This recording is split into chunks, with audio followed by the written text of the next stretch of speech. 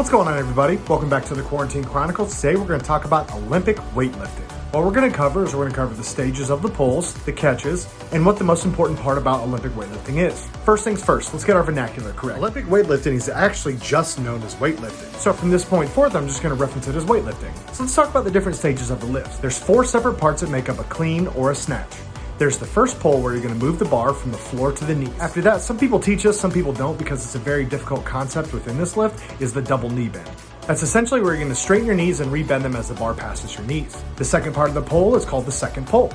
Now I want you to remember this. This is the highest velocity of the movement where the bar is traveling up the thighs to the crease of the hip, or to the mid-thigh, depending on if you're doing a snatch or a clean, respectively. The third part is called the scoop. That's where the bar is forcefully ejected upwards from the hip vertically as the body drops under it simultaneously. The fourth part of this lift is called the catch. Now that could either be in a front rack position like in a clean or overhead like in a snatch. Now I touched on it for a second. The most important part about weightlifting is the velocity of the movement.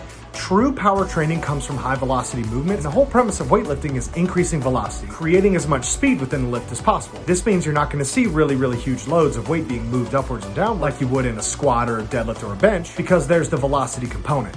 We'll save that whole long tangent for another video. The take-home message here for weightlifting is to know that you're trying to increase velocity in the hips. This is creating explosivity within the hips, making you a more explosive athlete. What you'll commonly see is athletes pulling weight in a vertical fashion from the floor to the catch position, completely omitting the hips. This is clearly incorrect. As you're beginning to practice these movements, it's broken from a top-down approach, as I've covered in my other videos. Just know that these things take time. It's not going to happen overnight. It'll take months and months and months of practice to adequately learn that double knee bend and learn how to use your hips within the lift. A common cue you'll hear in weight rooms is, "Did you leave your hips at home?"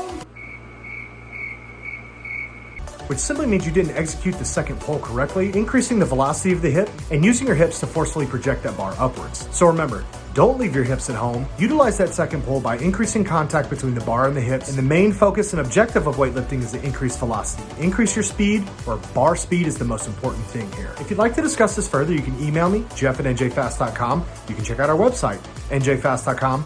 Continue to follow us on social media at njfast or give us a call, 732-251-5224. See you guys tomorrow.